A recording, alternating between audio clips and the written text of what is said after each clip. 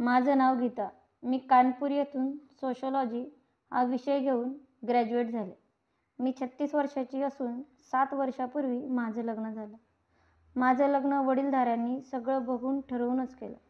माझ्या सासरच्या माणसांच्या म्हणण्याप्रमाणे लग्नविधी अत्यंत साध्या पद्धतीने, जास्त डामडौल न करता होणं जरुरी होतं. कारण त्यांच्या घरी कोणीतरी आजारी होतं. परंतु आमच्या घरचं मात्र हे पहिलंच लग्न असल्याकारणाने माझ्या आईवडिलांनी एक मोठा हॉल भाड्याने घेऊन जरा थाटामाटात लग्न करण्याची इच्छा होती. माझ्या सासरच्या मंडळींनी ते मान्य केलं. लग्नाच्या वेळी माझ्या नवऱ्यासोबत फक्त अगदी जवळचे नातेवाईक तेवढे आले होते. काही थाटमाट नव्हता की त्यांनी नववधूसाठी शकुन म्हणून भेटवस्तू सुद्धा आणल्या नव्हत्या. ही गोष्ट आमच्या घरच्यांना जरा खटकली. म्हणून त्यांनी माझ्या नवऱ्याच्या माणसांजवळ त्याविषयी विचारणा केली.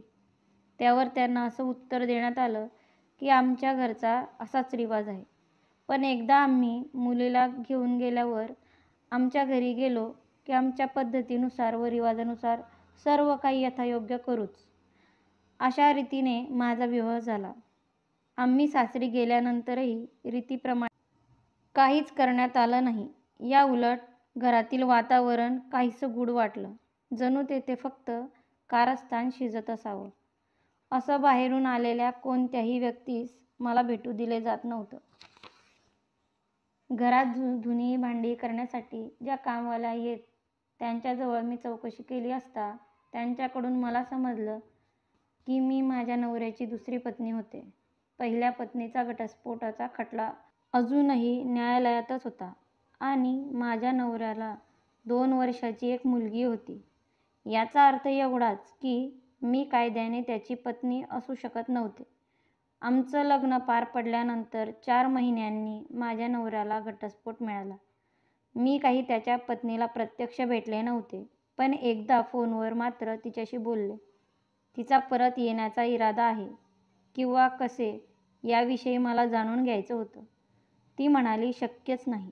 परंतु माझ्या सासरची माणसं मात्र कधीतरी मला धमकावत, तू नीट वागली नाहीस तर आम्ही तिला परत आणू. दरम्यान मला दिवस गेले.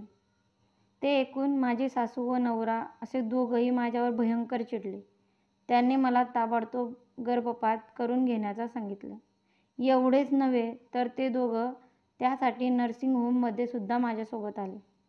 तेथे डॉक्टरीणबाई मला तपासत असतानाच माझी या गर्भपातात मुळीच सहमती नाही असं मी त्यांना सांगितलं.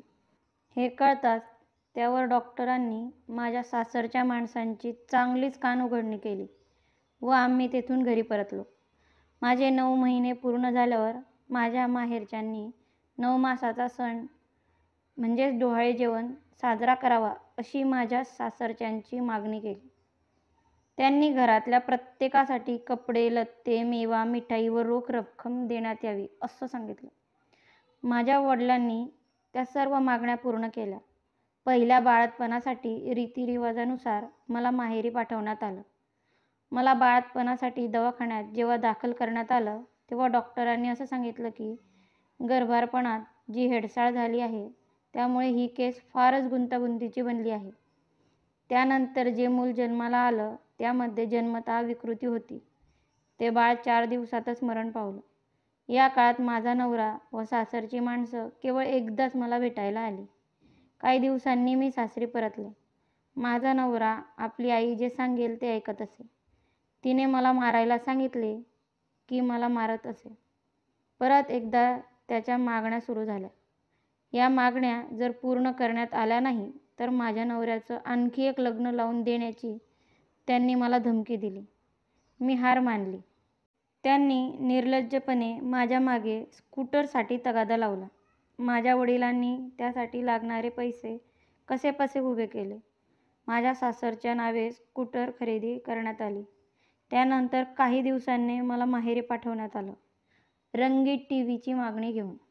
काही दिवसातच कसं तरी करून माझ्या वडिलांनी त्यांची ही सुद्धा मागणी पूर्ण केली. एक मागणी पूर्ण झाल्यावर लगेच दुसरी मागणी. या नेहमीला कंटाळून मी माहेरी आले होते.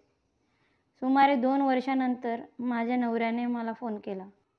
मी त्यांना भेटण्यासाठी त्यांच्या बहिणीच्या घरी गेले. त्यांनी मला आपल्यासोबत परत घरी येण्याची विनंती केली. मी आनंदाने तयार झाले. मला वाटलं त्यांची चूक त्यांना कळली असावी.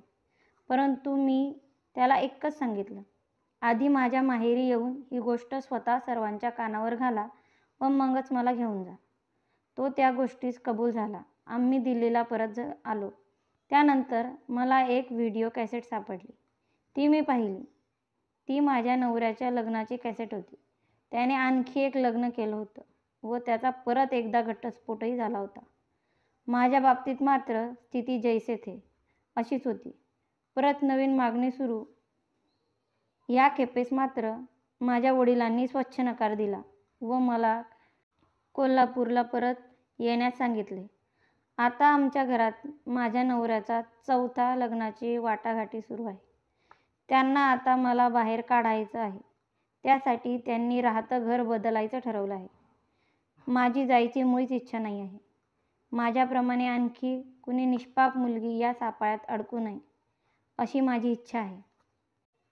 तर फ्रेंड्स, स्टोरी कशी वाटली कमेंट करून नक्की कळवा आणि चॅनलला सबस्क्राईब, शेअर आणि लाईक करा. धन्यवाद.